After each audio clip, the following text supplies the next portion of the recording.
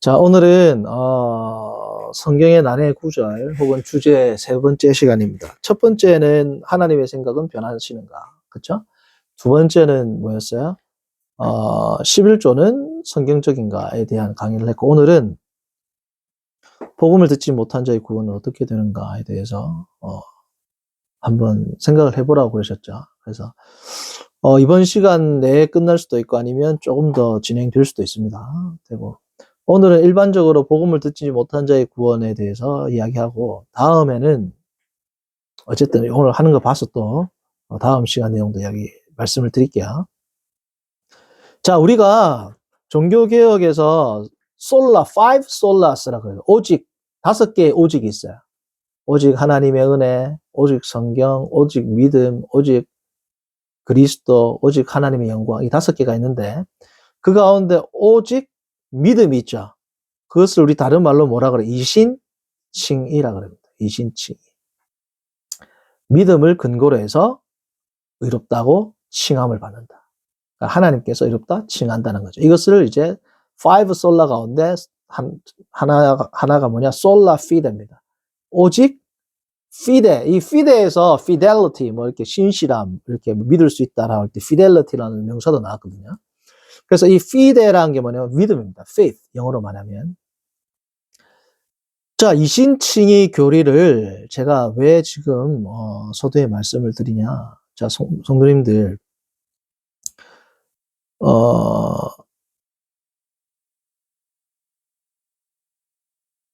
자, 이단에 대해서 그렇다고 지금 뭐 어쨌든 자, 성도님들, 이단에 대해서 제가 지금 이야기를 하는데, 제가 이제 카톡에서 이야기할 때 성도님들 가운데 생각을 했을 때 지금 이렇게 생각을 안 했다고 해서 이단이다 이 뜻이 아닙니다. 제가 약간 머뭇거렸던 게 그런 의미로 지금 이단을이라고 말씀을 드리는 게 아니고, 일반론적으로 볼 때 이단이라는 게 뭐예요? 모든 교리가 거짓이 아니죠. 맞아, 줘봐, 내가 할게. 성도님들, 모든 교리가 이단이 다 틀린 건 아닙니다. 그렇죠? 다를 리의 끝단자잖아요. 그죠? 우리랑 비슷하고 같은 것 같은데, 예를 들면 성경은 하나님의 말씀이다. 뭐 이런 거 이야기 한단 말이죠. 그렇죠? 그런데 모든 게 이단이 모든 게 다 틀리지는 않았습니다. 그럼 좀 더 이제 쉽게 말하면 성도님들, 거짓말이죠. 거짓말. 모든 거짓말은 다 무슨 요소가 있어요? 참이 있습니다. 참. 전혀 참이 없는 거짓말은 성립이 안 돼요. 자, 나는 도둑질을 안 했습니다. 라고 제가 거짓말을 했어요. 도둑질을 했는데. 자, 그러면 여기서 말하는 나는 지금 나를 가리키는 게 맞죠? 나는 도둑질을 안 했습니다 할 때 이 나도 거짓일 수가 없어요. 그러면 나의 이 명제 자체가 성립이 돼야 안 돼요. 그러니까 모든 거짓도 결국은 참 명제 가운데 거짓이 섞여 있는, 명제로는 나는 도둑질을 하지 않았습니다. 명제로는 맞는 문장이죠. 그게 나를 제대로 드러내는지 안 드러내는지에 따라서 참과 거짓이 갈라지는 것처럼 모든 명제에 다 거짓이 있는 게 아니라 참 위에 어떤 요소가 들어옴에 따라서 거짓말이 되는 겁니다. 그렇죠? 우리 교리도 중요한 게 뭐냐면, 우리가 이신칭이라고 이야기할 때 이신칭이가 너무 중요하고 기본이니까 five solas, 5개의 오직에 들어간단 말이에요. 그렇죠? 오직 믿음. 성도님들, 오직 믿음이란 건 뭐예요? 인간의 모든 구원은 인간의 공로가 있다 없다? 인간의 공로가 1도 있어요 없죠? 전적인 누구의 은혜다? 하나님의 은혜고 예수 그리스도의 십자가의 보혈의 공로다. 이게 우리 기본적인 뭐예요? 태제입니다. 기본적인 전제란 말이죠. 이신칭이 모든 인간은 믿음으로 말미암아 구원을 받는다. 뒤집어서 모든 인간은 자력 구원을 할 수 없다. 그죠? 다른 말로 모든 인간은 누구에 의해서? 하나님의 은혜에 의해서 그리스도의 보혈의 공로로 의하여 성령의 인치심으로 뭐예요? 구원을 받는다. 이게 우리의 기본 입장이란 말이죠. 자, 그러면 일단 답이 나왔죠. 자, 그러면 복음을 듣지 못한 자들의 구원은 어떻게 되겠습니까? 뭐 답이 완전히 나온 건 아니에요. 복음을 듣지 못한 자의 구원은 어떻게 되겠습니까? 보다 조금 더 이제 피부에 와닿게. 세종대왕이나 이순신 장군의 구원은 어떻게 됐을까요? 라고 물어봤을 때, 그래도 나라를 구한 이순신 장군이나 세종대왕은 구원을 그래도 좀 받을 가능성이 우리보다는 있지 않을까요? 라고 생각이 든다면, 이신칭의 교리를 우리가 전적으로 신뢰하지 않는 겁니다. 이신칭의 교리가 틀렸든지, 이순신 장군이 구원을 못 받든지 둘 중에 하나가 됩니다. 그쵸? 인간에게는 어떤 공로도 없다라고 이야기를 하는데 세종대왕이나 이순신 장군은 구원을 받았을 가능성이 있지 않겠습니까? 라고 이야기를 한다면 이신칭의 교리와 지금 정면으로 어떻게 돼요? 상치되는 그런 주장이란 말이죠. 자, 그러면 전도사님, 그럼 구원 못 받았다는 뜻입니까? 라는 것도 아닙니다. 모든 사람은 믿음으로 말미암아 구원을 받는다라는 말과 그러므로 복음을 듣지 못한 모든 자들은 믿지 않았기 때문에 구원을 못 받고 다 지옥으로 간다는 다른 논리입니다. 이거는 다른 영역이란 말이죠. 자, 어떻게 다르냐? 그것을 위해서 우리가 웨스트민스터 신앙고백서를 한번 살펴볼게요. 이 웨스트민스터 신앙고백서는 왜 중요하냐면 우리 성도님들 중에서 안수 집사님이나 목사님은 없죠. 안수 집사님이나 장로님 혹은 나중에 목사가 이제 임직을 받을 때 다 임직할 때 서약을 하잖아요. 그때 제일 먼저 물어보는 게 뭡니까? 제가 총회원법 찾아봤거든요. 제일 먼저 물어보는 게 제가 그대로 읽어드릴게요. 신구약 성경은 하나님의 말씀이요 또한 신앙과 행위에 대하여 정확무오한 유일의 법칙임을 믿느냐? 이렇게 물어봐요. 믿느냐? 첫 번째 성경을 믿냐는 거예요. 두 번째 뭘 물어보는 줄 압니까? 본 장로의 신조와 웨스트민스터 신도 개요 및 대소요리 문답은 신구약 성경의 교훈한 도리를 총괄한 것으로 알고 성실한 마음으로 받아 신종하느냐? 라고 묻습니다. 나한테 달라니까? 그러니까 이게 장로랑 안수집사 심지어 목사 안수를 받을 때 물어볼 만큼 이게 우리 신앙생활에 뭐예요? 아주 중요한 겁니다. 뭐 성경까지는 아니지만 성경에 대해서 물어보고 웨스트민스터 신도 개요소를 따르겠습니까? 아니요 하면 안 준단 말이죠. 쉽게 말하면. 그 정도로 뭐예요? 중요한 거란 말이죠. 자, 그러면 이 웨스트민스터 신앙고백서가 뭐냐? 1647년에 이제 목회자가 123명, 평신도 30명하고 153명이 모여가지고 신앙에 대한 체계를, 신앙고백서를 이제 수립을 한 겁니다. 이 웨스트민스터 신앙고백서는 지금 우리 총회 헌법에도 기초가 되고요. 신주에도 기초가 되고, 심지어 신학교에서 조직신학을 할 때, 조직신학을 배울 때 그 전체적인 틀도 웨스트민스터 신앙고백서가 그 전체적인 틀이 됩니다. 성도님들 제가 조직신학의 분과를 할 때 제일 먼저 다루는 게 신론이랍니다. 신학서론, 그쵸? 그 다음에 신론, 그 다음에 인간론, 그 다음에 구원론, 기독론, 인간론, 그 다음에 기독론, 구원론, 그 다음에 교회론, 그리고 종말론. 이렇게 한다 그랬죠. 이 순서가 어디 순서냐? 웨스트민스터 신앙고백서의 순서입니다. 이게 33장으로 되어 있거든요. 그러니까 이 순서대로 신학교에서도 가르친단 말이죠. 이 교리를. 자, 그러면 이 웨스트민스터 신앙고백서의 13장을 보면 이제 믿음에 대해서 얘기하는데 특별히 chapter 14 해가지고 뭐예요? of saving faith. 뭐예요? 구원받는 믿음에 관하여 라는 이 챕터가 나옵니다. 자, 구원받는 믿음에 관하여 해가지고 뭐라고 나오냐면, 자, 성도님들, 웨스트민스터 신앙고백서는 뭐라고 해요? 잘 들어봅니다. 자, the grace of faith. 믿음에 도달하는 은혜로, 쉽게 말하면 우리가 믿도록 하는 그 은혜는, 믿음을 부여하는 은혜는, 그러니까 믿는 것 자체도 뭐라는 거야? 은혜는. 그리고 딱 시작하는 게 뭐예요? 믿음의 은혜입니다. 우리를 믿음에 이르게 하는 그 은혜. 믿음 자체가 벌써 은혜라는 거예요. 시작이. 믿음의 은혜는 컴마 찍고 그것에 의해서 그 은혜에 의해요. The elect 택자들은 쉬운 말로 하면 성도들은 하나님께 택함 받은 자들은 그 말입니다. are enabled to believe 믿을 수 있게 된다. 그러니까 우리가 믿게 되는 것 자체도 뭐라는 거예요? 은혜 때문에 믿는다는 겁니다. 어떤 믿음이냐? To the saving of their souls. 그들의 생명, 그들의 영혼, 그들의 삶을 구원에 이르게 하는 믿음을 믿도록 하는 게 뭐다? 은혜라는 겁니다. 은혜. 은혜, 그러니까 믿음 자체도 우리가 가질 수 있는 게 아니라는 거죠.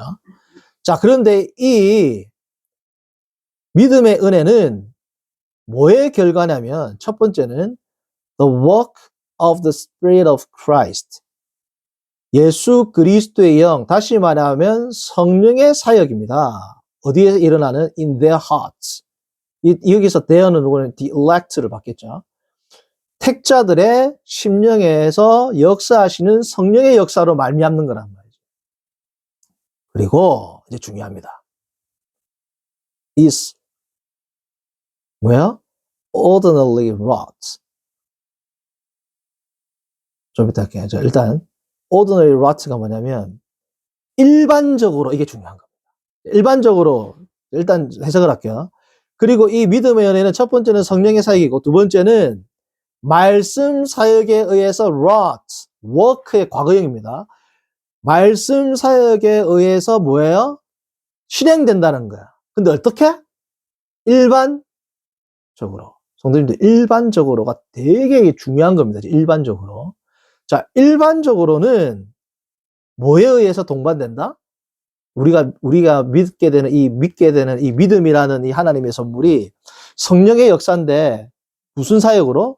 말씀 사역과 더불어서 여기서 말씀 사역은 꼭 설교를 듣는다 뜻이 아니고 뭐예요? 성경 말씀을 통해서 믿음이 주어진다는 겁니다. 다시 말하면 복음을 듣는 자들, 복음을 통해서만 믿음이 생긴다는 겁니다. 자, 그런데 복음을 통해서 믿음이 생긴다 쓰면 되는데 앞에 중간에 뭐 써요? 부사를?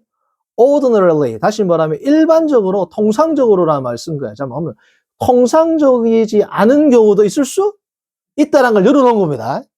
지금 웨스트민스터 신앙고백서는. 자, 그러면 통상적으로라는 말은 무엇을 의미할까요? 자, 이 통상적으로라는 말은 뭘 의미하냐? 앞에 per verbum하고 cum verbo는 뭐냐면 우리 개혁주의에서 둘 다 씁니다. 그러니까 성령이 역사하실 때는 성령이 성도를 구원하는 믿음을 줄 때는 첫 번째 per verbum. per는 뭐냐면 통한다 이 말, 통한다. verbum은 뭐냐면 말씀이에요. 그리스도의 말씀. 성경이라 보시면 돼요. 말씀을 통해서 성도들에게 역사한다. 혹은 말씀과 함께, 말씀과 동반하여, 말씀이 있을 때 말씀과 함께 역사한다. 둘 다 씁니다. 그런데 우리 칼빈주의는 둘 다 쓰는데 이 후자의 의미를 좀 더 강조해서 이야기를 해요. 루터교는 전자를 강조합니다. 이게 어떻게 차이 나느냐? 루터교는 개혁주의 가운데 여기서 말하는 개혁주의는 종교개혁을 했던 그 무리들을 이끌 때의 개혁주의를 말합니다. 좀 광의의 의미. 개혁주의 가운데에서 루터는 개혁주의 계열 가운데 가장 가톨릭에 가까워요. 루터가. 그래서 가톨릭은 구원이 누구를 통해서만 와요? 물론 이제 트렌트 공의회, 바티칸 공의회를 거쳐가지고 제1차, 제2차 바티칸 공의회를 거치면서 지금은 토마스 아퀴나스의 신학이 부활하는 토미즘의 부활로 일반 계시를 통한 구원의 가능성을 열어놓고 일반 계시를 통해서도 구원을 이룰 수 있다라는 그 함의에 대해서 열린 결론을 가지고 있지만 종교개혁 당시만 해도 가톨릭은 엄청 배타적이기 때문에 extra ecclesiam non salus est 키프리안이 주장했고 나중에 어거스틴도 이 말을 했거든요. 기본적인 가톨릭의 개념은 뭐였냐면 교회 밖에는 구원이 있다 없다? 없답니다. 교회 밖에는. 그러니까 여기서 말하는 교회는 가톨릭 교회죠. 그러니까 교회 속에서만 구원을 받는다라는 거예요. 교회 속에서만. 가톨릭 교회 속에서만. 가톨릭 교회 속에서만. 그러니까 아주 배타적으로 교회 속이거든요. 마찬가지로 말씀을 통하여만 구원받는다는 건 뭐냐면 오직 말씀을 통해서만 뭐예요? 구원받는다가 강조가 된 겁니다. 우리도 말씀을 통해서만 구원을 받는다 맞죠? 그래서 같이 쓴다는 거예요. 그러나 후자를 더 강조한다는 건 뭐냐면 말씀과 함께 구원을 받는다 이 말은 뭐냐면 말씀이 구원을 주시는 성령의 사역이 말씀을 통해서라면 이거는 빼도 박도 못하고 말씀과 함께 말씀을 통해서만 역사를 하는 거예요. 그런데 말씀과 함께라는 것은 말씀과는 독립적으로 별개로에 대한 여지를 열어주는 거야, 안 열어주는 거야? 열어주는 겁니다. 함께라는 말은. 그렇죠? 자, 그러면 우리 개혁주의는 복음 없이 말씀 없이 그러면 구원받을 수 있는 가능성을 이야기하는 겁니까? 라고 물어봤을 때 저는 절대 아니라 이야기해요. 그럼 여기서 말하는 함께 그리고 웨스트민스터 신앙고백서에 말하는 일반적으로의 의미는 뭐냐? 자, 우리가 계시론을 몇 주 전에 다루었죠. 그래서 성도님들 지금 제가 하는 조직신학은 수학으로 말하면 공식입니다. 공식을 잘 알면 이제 응용 문제를 할 때는 공식을 어떻게 잘 대입을 해야 되죠. 그러니까 사실은 제 지금 이 교리 수업을 잘 들었으면 이번에 지금 복음을 듣지 못한 자의 구원은 어떻게 됩니까에 대해서 어느 정도 답을 내놓을 수 있어야 됩니다. 사실은. 자, 왜냐하면 일반 계시를 다룰 때 일반 계시의 효과에 대해서 이야기했죠. 중요한 게 일반 계시의 효과는 불신자들에게, 성도들은 지금 복음을 듣지 못한 자니까 불신자죠. 어떤 효과를 준다 그랬어요? 구원에 이르는 효과는 줄 수 있다 없다?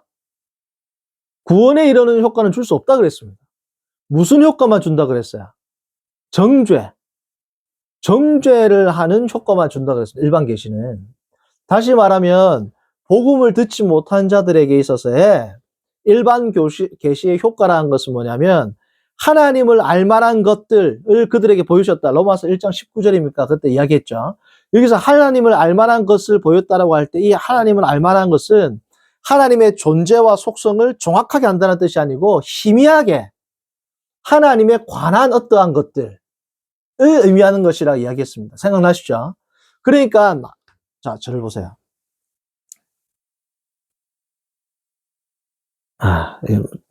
지금 먼저 설명할게. 하나님에 관한, 하나님을 알만한 것들을 1장 19절, 로마서 1장 19절 봅니다.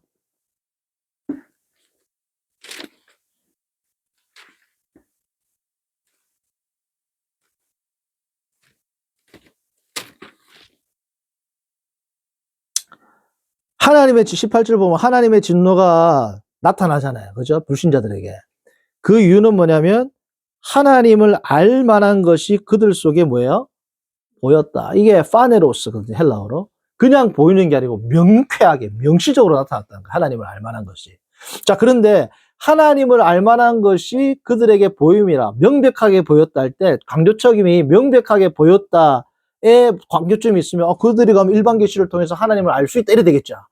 명백하게 보였다만큼 강조되는 게 뭐냐면 하나님을 알 만한 것입니다. 하나님을 알 만한 것. 토 그노스톤 투 데우예요. 헬라어로.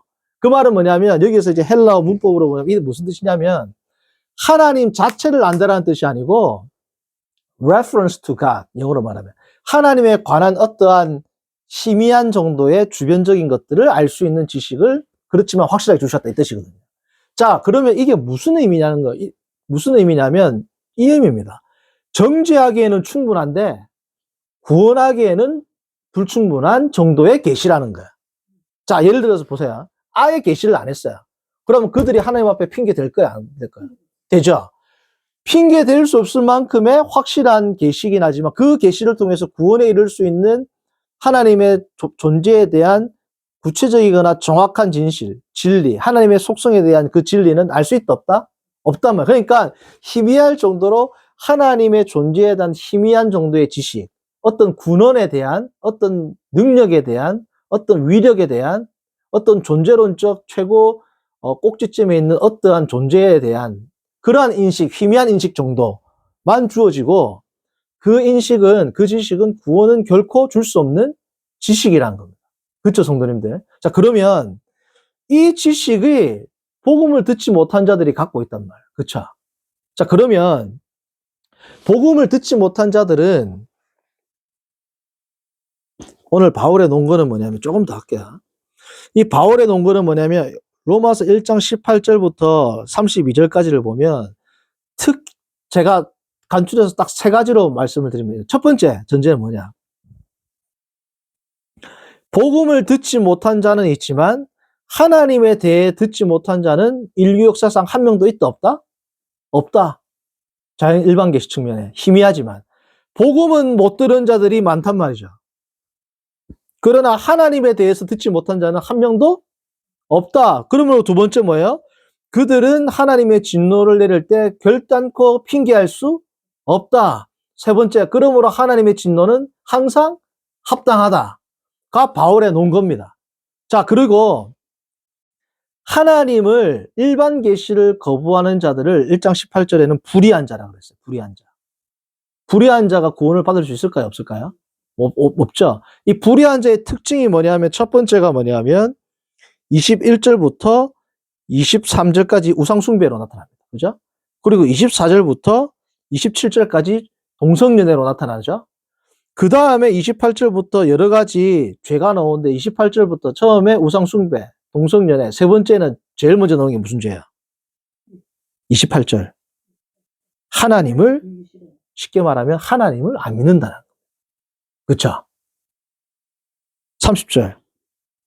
비방하는 자요, 하나님께서 미워하는 자요. 헬라어로 보면 하나님을 미워하는 자요.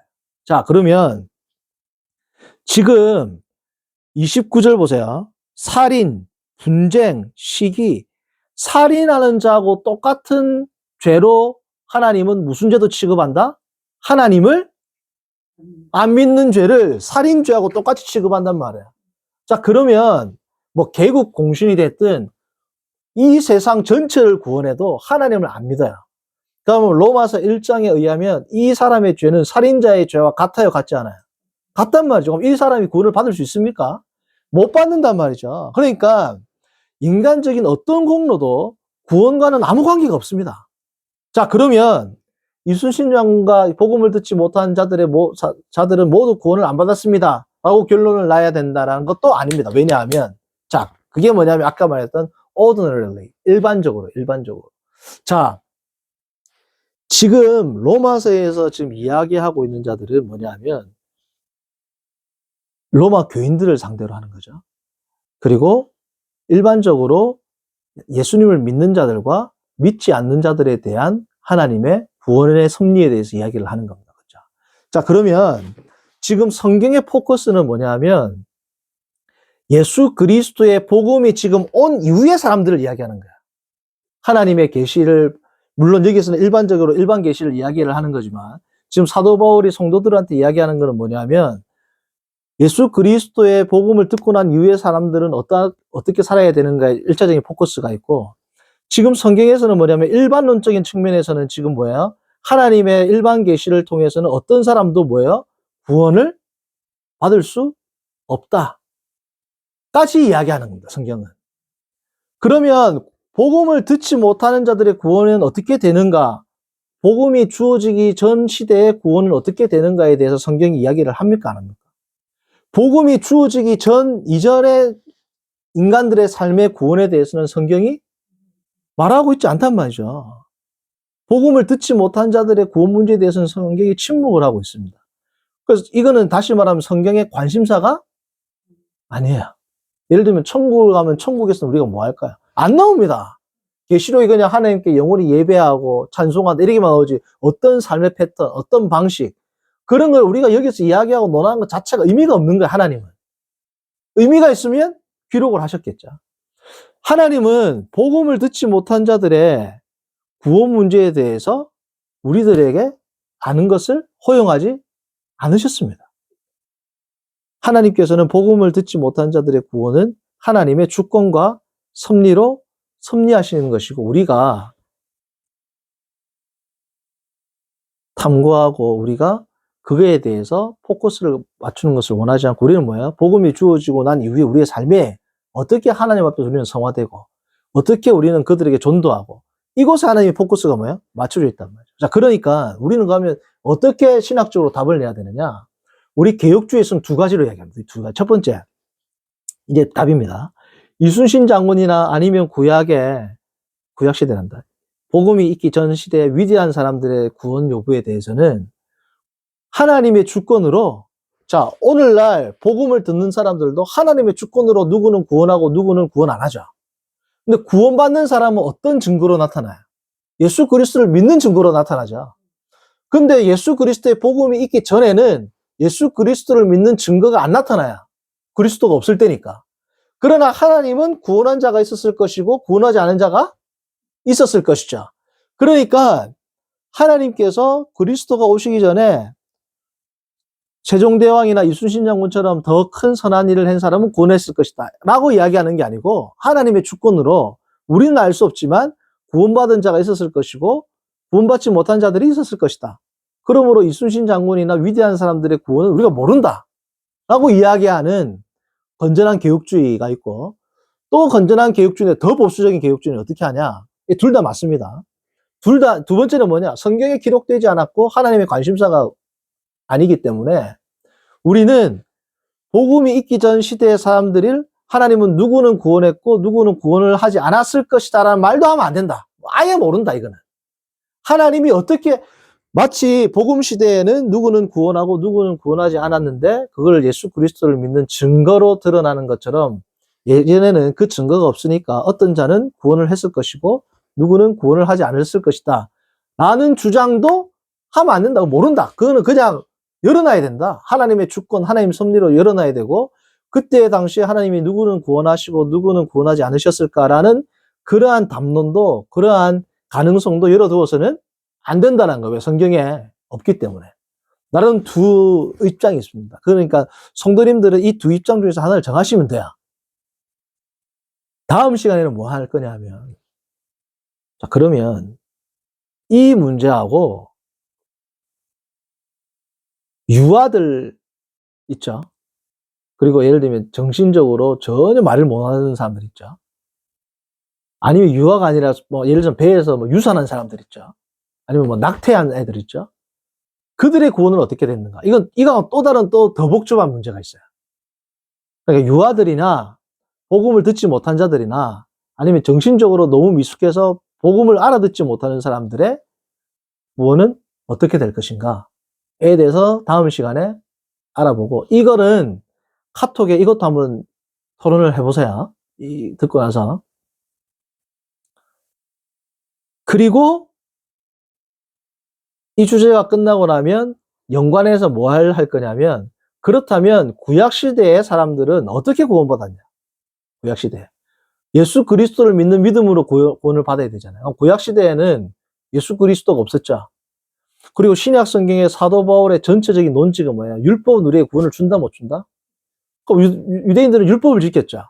그럼 유대인들은 하나님께 구원받은 백성이죠. 예수 그리스도는 안 계셨죠. 그럼 그들은 뭐로 구원받았다? 율법을 지켜서 구원받았다? 그러면 이 신약 성경하고 배치된단 말이죠. 그렇죠? 그럼 구약 시대 때 성도들은 어떻게 구원을 받았는가에 대해서도 다음 시간에 이야기해 보도록 하겠습니다. 토의할 거는, 요거는 토의는 하지 않고 뭘 토의하시냐면 유아라든지 아니면 뱃속에 있었던 태아, 정신적으로 미숙한 사람들은 구원을 받았을까에 대한 그러한 토론도 함께 해주시기를 바랍니다. 자, 오늘은 여기까지 하겠습니다. 이상입니다.